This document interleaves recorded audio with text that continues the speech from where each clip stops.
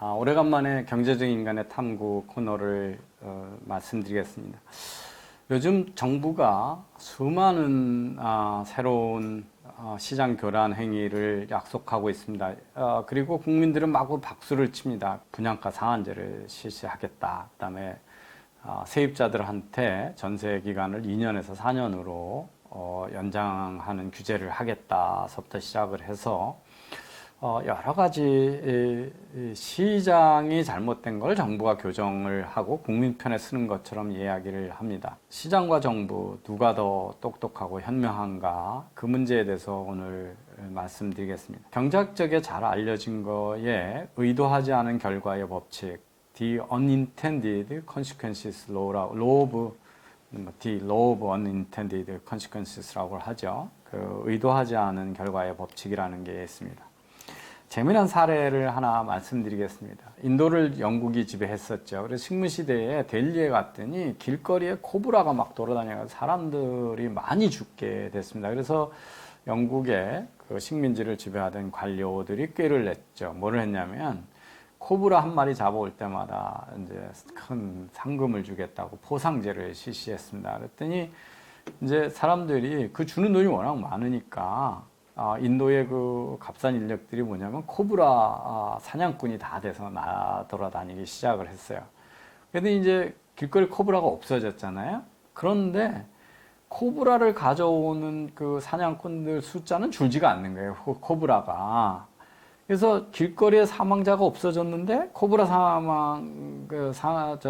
보상금은 계속 늘어만 갔습니다. 그래서 이게 어떻게 된인가 봤더니 이상하니까 보니까 사람들이 코브라가 잡기가 귀해지니까 집에서 코브라를 기르기 시작을 한 겁니다. 길러가지고 새끼를 낳아가지고 한 마리씩 가져간 거죠.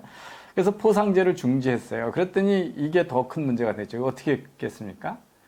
집에서 기르던 코브라를 돈 들여서 길러가지고 힘들게 무서운 코브라를 기르고 있었는데 더 이상 돈이 안 되니까 다 풀어놓으니까 그 다음에 델리에 코브라가 더 많아지는 이런 현상이 있습니다. 그래서 이런 것들이 코브라 포상제하면 코브라 없어질 거다. 여기까지만 생각을 하죠. 그 다음에 그 후에 어떤 일이 벌어질 건가에 대해서는 생각을 못 하는 거죠. 그래서 이런 일들이 많이 있습니다. 이런 거는 여기 아마 시청자 중에는 그런 경험 잘 없을 텐데 저보다 연배가 많은 분들은 우리나라도 이거 많이 했습니다. 옛날에 농경사회에서 쥐가 많다는 게 되게 문제가 되니까 저희 학교 다닐 때 시골에서 그 선생님들이 정부가 쥐 잡는 노력을 해가지고 쥐꼬리 같은 거 가져오게 하고 그랬었거든요. 근데 그 프랑스 식민지 시대에 사이공은 이제 아주 재래적인 전통적인 도시인데 비해서 하노이는 계획도시로 해가지고 프랑스에서 백인들이 사는 동네에는 하수구도 잘 해놓고 그렇지 않은 원주민들이 사는 동네에는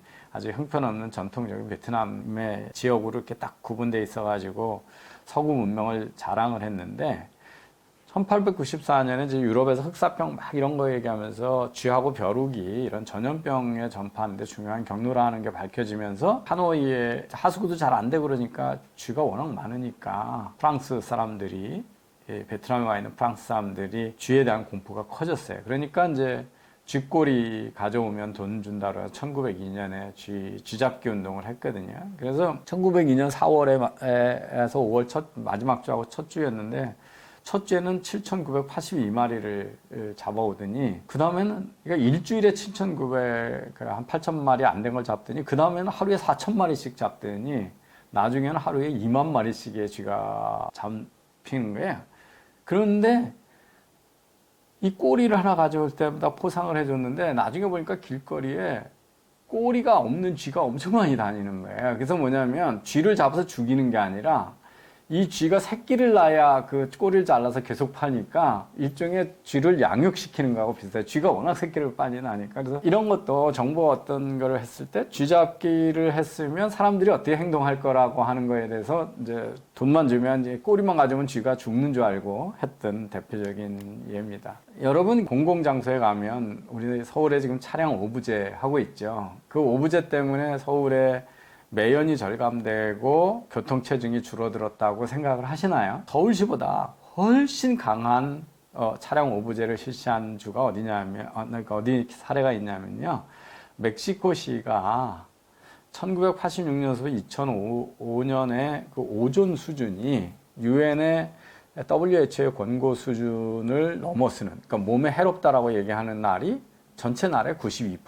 그러니까 대부분은 오존이 위험 수치를 넘어섰거든요. 그래가지고 1989년 11월 20일부터 차량 오부제를 실시하는데, 이거는 관공서만 못하는 게 아니라 아예 차를 가져 나가면 안 되는 거예요. 길거리에서. 그래서 오부제를 실시했고요. 그 중에서도 뭐 아주 특수 차량이라든지 택시, 대중교통, 경찰차, 119차, 병원, 응급차 이런 거를 제외하고는 전면적으로 실시했어요. 그러니까 이 예대로 하면 차량의 2분의 1이, 5분의 1이, 그러니까 20%가 덜 운행이 되는 거죠. 그러면 이제 그 매연도 줄고 공기질이 좋아질 거라고 됐고, 그 당시에는 멕시코시티에 차가 230만 대이기 때문에 그거의 5분의 1이면 46만 대가 운행을 중지하는 겁니다. 그래서 이게 이래가지고 어떻게 됐는가를 그 2089년서부터 쭉 시행을 했는데, 2008년에 미시간 대학의 루카스 데이비스라고 하는 교수가 그 효과에 대한 논문을 썼습니다. 보시면 저 그래프가 두 개가 있는데, 첫 번째는 이제 미세먼지 양입니다. 그래서 보시면 빨간 줄 친 게 89년 말, 그러니까 90년 직전인데, 그때나 그 이후에나 뭐 이렇게 미세먼지의 양의 변화가 별로 없죠. 뒤에 보면 그렇게 했는데 오존이 위험 수치가 넘어가는 날짜가 되려 증가를 합니다. 그러니까 오존 수치를 낮추는데도 실패를 했고요. 뒤에 그래프는 이제 하나는 또 일산화탄소 양을 보면 오부제 실시했는데 첫 번에 늘죠. 주는 게 아니고, 오존의 그것도 마찬가지고. 그런데 그렇게 쭉 줄었고, 이거는 같은 건데도 이제 그 분포를, 지역마다 분포를 보면 전혀 변화가 없고, 되려 일산화탄소량이 그 전보다 늘어나고, 오존이 위험한 지역이 더 지역적으로도 밀도도 더 많아지고, 수준도, 평균 수준도 높아가고, 그래서 차량 오부제가 공기질을 높이는데 아무 도움이 되지 않았다라고 하는 거를 이제 보여줍니다.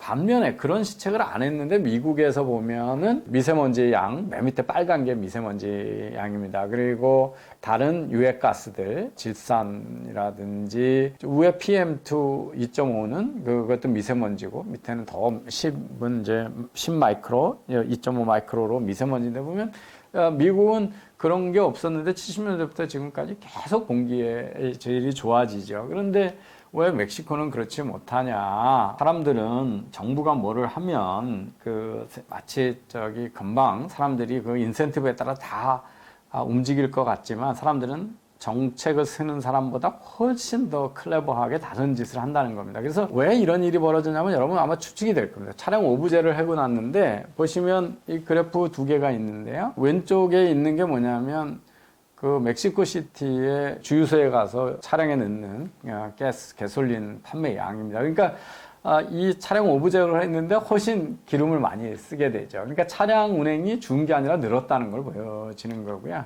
그 다음에 오른쪽에 있는 게 이제 지하철 탑승객인데, 지하철 탑승객이 차를 못 타게 하면 지하철을 많이 타야 될 것 같은데, 지하철 탑승객이 줄잖아요. 늘지 않고. 대중버스도 보시면 늘지 않습니다. 그리고 더 놀라운 게 이제 뭐냐면, 이게 이제 주 원인이죠. 오른쪽에 보면 차량 등록됐습니다. 그래서 규제가 시행되고 나니까 차량 등록세가 싹 늘죠. 그러니까 오부제를 하니까 돈 있는 사람이 어땠냐면, 차를 번호판 끝판에 다른 걸 한 개 더 사는 거가 돼버린 겁니다. 그래서 대려 차량 대수가 늘어나가지고 오부제를 피해 가게 된 거죠. 보시면 이제 왼쪽에 있는 게 신차 판매됐습니다. 그래서 규제가 적어나니까 신차 판매대수가 확 수준이 올라가고, 그 다음에 택시가 전에보다 영업이 잘 될 거 아니에요. 일부는 택시를 타니까. 그러니까 택시가 또 많이 늘어납니다. 택시가 늘어나는데, 택시 늘어나는 게 뭐가 문제냐면, 오부제를 하면 좋은 차를 가지고 있던 사람들이 운행을 못하는 비해서 싼 택시가 운행이 많아지니까 매연량이 더 많아지는 이런 형태가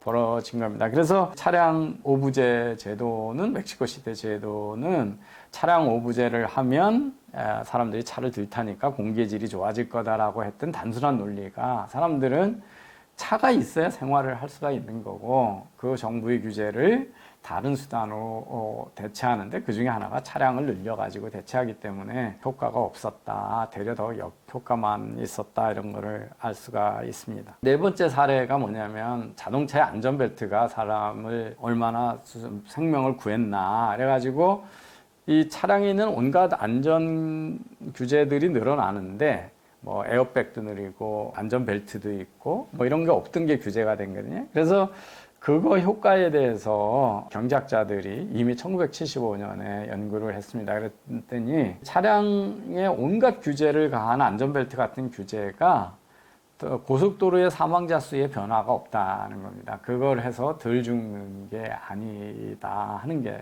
그게 이제 그래프로 보면 이렇습니다. 점선이 있는데 보면에 A가 원래 자동차입니다. 그런데 안전벨트를 하고 달리면 사망자 수가 B선으로 내려가는 겁니다. 그래프에.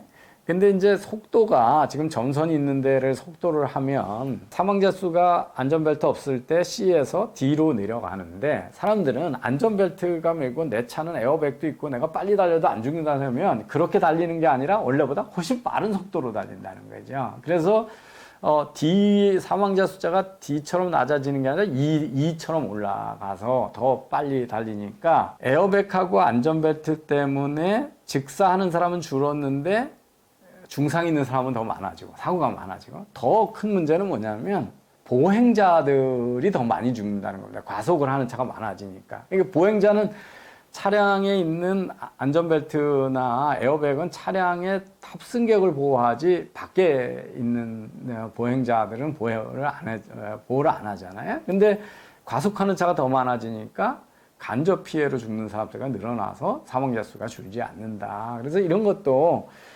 언뜻해 가면 안전벨트 하고 뭐 에어백 하고 헬멧 메고 그러면 자동차에서 사고가 줄고 사람들 생명을 많이 구할 것 같지만 사람들은 전하고 똑같이 행동하는 게 아니라 내가 더 안전하니까 더 무리한 과속을 해서 위험도를 높이는 경향이 있고 다른 사람한테 한다는 거고요. 미국의 가장 이제 고리대금업 중에 하나가 페이데이론이라고 그래가지고요. 미국의 대개 저소득층들은 격주로 급여를 받습니다. 그런데 이제 급여를 받았는데 다음 주 금요일이 돼야 돈이 들어오는데 지금 돈이 떨어지면 우리 옛날 돈 없을 때 전당포에 가서 시계 맡기고 돈 빌리듯이 다음 급여 받을 때 돈 소액 빌려주세요. 그래가지고 이거를 이제 급여 융자라고 해서 페이데이, 급여일 융자 제도라고 그래서 그런 업체가 길거리에 조그만한 단기 소액 대출 업체가 한 2만여 개가 있고 여기 종사자가 5만 명이 되고 연간 2016 기준으로 우리 돈으로 얘기하면 40조 이상을 빌려주는 거의 50조 원을 빌려주게 있고 이걸 이용하는 가구만 해도 1,900만 가구 정도가 된다고 합니다. 근데 이제 이게 100불에서 500불을 빌려주는데 2주비 100불 빌려주는데 15불을 이자로 떼어요. 그러니까 100불, 500불 빌린다 그러면은 이제 저게 5배니까 75불을 내는 거죠. 그러니까 2주에 15불, 100불에 15불이니까 저걸 연간으로 하면 390% 이자입니다. 우리 지금 연간 이자율 상한해가지고 뭐 32%, 29% 뭐 이상 못 받게 하잖아요. 대부업체. 그러니까 저게 390%짜니까 어마어마하잖아요. 근데 여러분, 우리가 이제 모르는데 우리가 신용카드를 받으면 연회비 받는 거 있잖아요.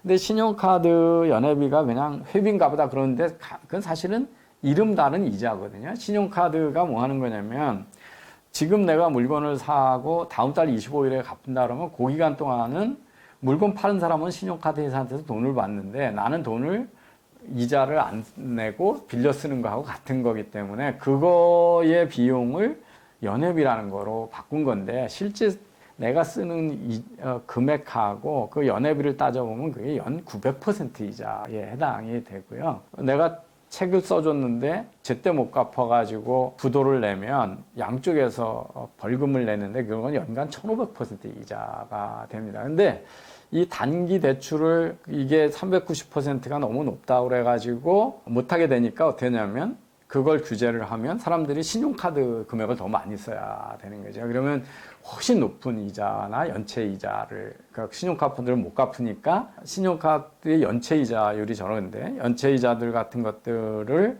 하거나 내가 책을 써줬는데 390%의 이자를, 융자를 못 받아서 자기가 쓴 표를 부도를 내면 1500% 이자를 내야 되니까 훨씬 더 비용이 높기 때문에 이 390%가 여기저기서 우리로 얘기하면 전당포 같은 고리대로 파는 놈들 너무 많으니까 얘놈들 390% 터무니없다. 이걸 뭐 2주에 10% 미만으로 낮추겠다 이런 얘기를 해놓으면 사실은 훨씬 더 많은 부도를 내고 신용카드 연체를 해서 큰 비용을 지불하게 된다는 거죠. 베네수엘라가 석유 많이 생산되는데 다국적 석유 기업들이 와서 돈 다 빼간다 그러니까 76년에 국유화를 해버렸거든요. 그러면 첫 번엔 좋았어요. 그래서 석유 생산이 막 늘어요. 그 76년서부터 70년대까지 늘었던 게 국유화 운동서부터 보면 석유 생산이 쭉 줄어들잖아요. 85년까지 계속 줄어듭니다. 근데 이게 왜 이러냐? 국유화 했으니까 이익이 다 베네수엘라에 남으니까 생산 더 늘리고 잘해야 될 것 같은데 뭐냐면 국유화 해놓으니까 다 공무원이에요.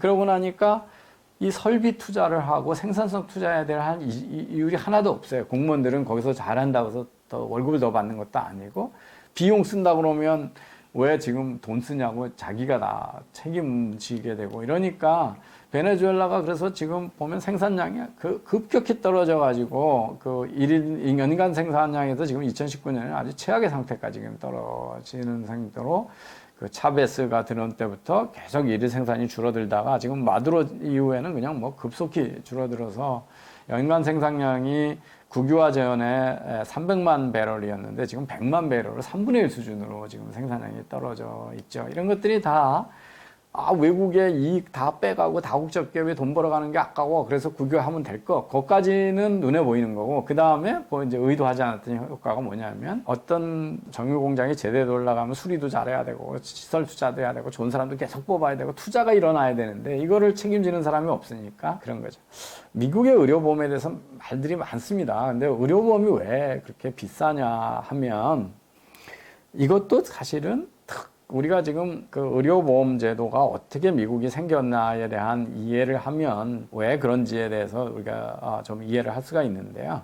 2차 대전 중에 급여가 올라가면 군수물자 가격이 다 올라간다 그래가지고 정부가 급여를 못 올리게 규제 조치를 취했습니다. 그러니까 기업들이 월급을 더 주고 싶어도 못 주는 거예요. 그러니까 대기업들, 좋은 기업들이 어떻게 하냐면 야, 우리는 급여는 못 올리지만 너 의료보험은 내가 사줄게. 그래가지고 기업이 의료보험으로 인재 유치 경쟁을 시작을 했습니다. 그런데 그것도 일종의 수입이니까 대신 의료비용비를 대주는 거가 맡으니까 그걸 가지고 과세를 첫 번 했었는데 나중에 또 인기 영합을 하니까 의료보험 그거는 소득에서 빼준 겁니다.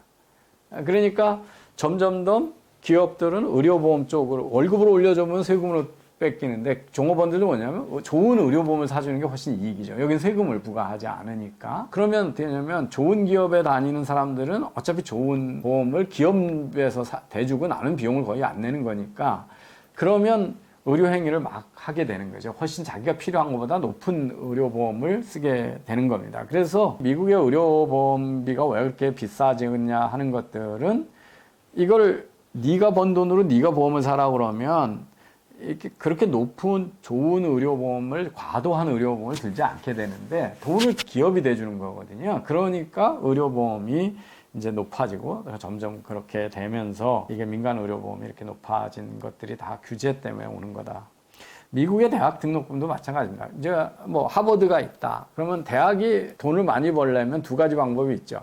수업료를 좀 쌌게 하면서 인원을 확 늘리는 방법이 있습니다. 그죠? 기업들이 많이 그러죠.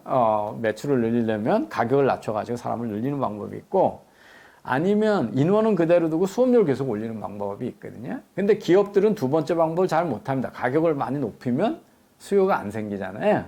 근데 이것도 너무 올리면 아무리 부자라 그래도 하버드 보내는 사람이 점점 줄어들 거 아니에요. 근데 이렇게 못하는데 문제는 뭐냐면 정부가 학자금 융자를 해주니까 아무리 비싸도 그 수업료를 올리면 올린 것만큼 융자를 해주거든요. 그러면 학생들이나 학부모는 지금은 당장은 돈이 안 들어가고 나중에 갚는 거니까 융자를 받아서 자꾸 좋은 대학의 수요가 줄지 않죠. 그러니까 대학은 겁없이 계속 수업료를 올려도 되는 거죠. 어차피 하버드 오고 싶은 사람들의 수요가 줄지 않으니까. 그래서 미국의 대학 등록금이 많이 오르는 이유 중에 하나가 결국은 정부가 학자금 융자를 늘려주면서 아무리 그것도 얼마 이상 주지 않는다 이런 게 아니라 그냥 네가 입학한 학교의 수업료에다가 생활비를 더해서 주다 보니까 이 수업료를 아무리 올려도 수요가 잘 줄지 않는 이런 게 됩니다. 우리나라가 유가가 폭등을 해도 석유 수입량이 줄지가 않아요. 배럴당 20불 할 때 하고 120불, 140불 할 때 하고 수요량이 거의 줄지 않는데 왜 그러냐면 상당 부분이 전력 생산하는 데 쓰는데 전기세 가격을 올리지 않았거든요. 정부가 손실을 보고. 그 다음에 차량 유류대 가격도 유가가 많이 올라가면 세금을 그때 감면해줘가지고 가격을 안 오르게 하니까 소비자가 느끼는 부담이 없으니까 그 기름을 아껴서 쓰질 않죠. 전기도 아껴 쓰지 않죠. 전기료가 올라가지 않으니까. 그래서 그런 것들도 우리나라의 수요에 그 정부가 통제하면서 오는 부작용입니다. 그래서 이런 모든 사례는 그 어떤 좋은 의도로 시작을 해도 이렇게 좋지 의도하지 않는 결과가 더 나쁜 부작용을 많이 일으킨 경우가 있다. 그래서 어떤 규제, 좋은 의도의 규제라도 항상 의심을 해봐야 된다라고 하는 것이 의도하지 않는 결과의 법칙입니다. 이거는 새로운 개념은 아닌데 사실은 아담 스미스의 그 시장에서는 보이지 않는 손이 작동한다. 그 보이지 않는 손이라는 게 무슨 환상이 있는 게 아니라 각자의 이익에 따라서 자연스럽게 거래하는 것들이 시장의 자원 배분을 잘 조정하는 역할을 한다는 건데 그걸 보이는 손이 들어가는 순간 왜곡이 발생한다는 뜻이니까 이미 이 아담 스미스의 인비저블 핸드, 보이지 않는 손에는 벌써 의도하지 않는 결과의 법칙, 정부의 개입의 위험성을 이미 예고한 거고요. 아까 제가 이자 상한제 얘기를 했는데 이거를 1692년에 존 로크가 의회에다가 보내면서 그때도 고리대금업자들이 이자를 너무 많이 받아먹으니까 그걸 규제하겠다고 하는 거를 거의 60페이지짜리 편지를 써서 국회의원 당신들이 하려고 하는 일은 미망인들하고 고아들, 그러니까 사회에서 제일 가난한 사람들의 소득을 뺏는 일이다. 왜냐하면 고리대금업을 하면 이자 상환을 하면 이 수요자가 위험한 고객이면 너무 이자율을 낮게 하면 대출을 안 해주겠죠. 못 갚을지 모르면. 그러다 또는 이제 불법적인 진짜 음성적인 사채업자들한테 대부업체한테 갈 수밖에 없게 돼서 되려 더 이자가 높아지기 때문에 이 얘기는 벌써 1692년이니까 얼마나 오래된 겁니까? 거의 400년 가까이 300년이 넘게 얘기가 된 거고요. 이 얘기는 오늘 그 보이지 않는 의도하지 않는 결과의 법칙은 우리 바스티아가 좋은 경제학자고 나쁜 경제학자는 보이는 것만 보고 좋은 경제학자는 보이는 거와 보이지 않는 걸 다 봐야 된다고 했던 데서도 같은 얘기입니다. 그런데 이제 이 의도하지 않은 우리가 사회적인 어떤 의도를 가지고 하는 사회적인 행위에 의도하지 않는 결과의 법칙이라고 하는 말을 만들어낸 사람은 미국의 사회학자 로버트 몰튼이고요. 이게 1936년에 이 법칙을 자세히 설명을 했습니다. 여기서 한 5가지 정도의 이유가 나옵니다. 왜 시장에 좋은 의도를 가지고 했던 정부가 잘못된 결과를 가져온. 하나는 이제 무지해서 엉뚱한 짓을 하는 거죠. 제가 다른 방송에서 했지만 우리나라의 부동산 정책이나 최저임금 올린 것 같은 게 되게 경제 원리에 그분들이 무지해서 그런지 모르겠는데 일단은 무지한 이론이고 또는 이제 실수를 하게 되죠. 예상하고 다른 거고요. 그 다음에 의도된 무지라는 것도 있어요. 왜냐면 자기가 원하는 거. 그러니까 문재인 대통령은 소득 불평등을 줄여야 된다라고 하는 결과에 집착하다 보니까 실업은 쳐다보지도 않는 거. 이런 것들은 아예 의도된 무지라는 거고요. 하나는 이제 사람들이 의도했던 거하고 다른 결과가 나오는 게 첫 번에는 그게 작동하다가 자꾸 바뀐다는 거죠. 예를 들어서 이제 청교도는 일을 열심히 해야 되고 정직하게 일해야 되고 과소비를 안 하고 이런 기초 관리 그 가치가 있다가 이게 부자가 되면 생각이 바뀌죠. 청교도 가치도 자기가 경제적 사정이 다르면 자꾸 가치가 변하니까 그에 따라 행동하는 것도 달라지기 때문에 의도된 결과가 안 나온다는 거죠. 사람들 생각이 바뀌니까. 또 하나는 인간은 돌멩이가 아니잖아요. 그래서 이게 이제 스스로 부정하는 예측을 한다는 거죠. 그래서 틀릴 수밖에 없는 예측이라는 겁니다. 그러니까 예측을 하고 나면 사람들이 행동을 바꾸기 때문에 그러거든요. 대표적인 게 뭐냐면 인구 위기론이죠. 인구가 너무 폭발해가지고 다 굶어 죽을 거라고 그랬잖아요. 그 예측을 첫 번 할 때는 그게 맞는 것처럼 보여요. 그런데 위기를 알고 있으면 사람은 해법을 찾게 되거든요. 그 위기론이 뭘 가져왔냐면 농업혁명을 가져와가지고 농업 생산을 확 늘리다 보니까 그 예측이 틀리게 되는 거죠. 그래서 우리가 인간에 대한, 사회에 대한 예측의 상당 부분은 과거에 쭉 이래왔으니까 이것이 그대로 선형적으로 진행될 거라고 하는 예측의 대부분이 틀리는 이유가 이겁니다. 사람들은 문제를 인식하게 되면 해법을 찾게 되고, 그러다 보면 예측 때문에 위기를 더 분명히 알게 되고, 그 위기가 새로운 행동을 바꾸고 기술을 진화시키고 행동을 바꾸어서 예측이 틀릴 수밖에 없는. 그래서 경제학자는 물리학자하고 달리 미래 예측을 잘 못하는 이유 중에도 같은 얘기가 됩니다. 그래서 정부가 아무리 똑똑한 척하고 국회에서 이것저것 만들어내는데 그것 때마다 사고를 치는 경우가 많다. 그래서 시장과 정부 누가 더 현명하냐? 당연히 시장이 현명하고 정부의 행위에 대해서는 항상 조심해서 볼 수밖에 없다라고 하는 것이 의도하지 않은 결과의 법칙, 오늘 토픽이 얘기해주는 결론입니다. 감사합니다.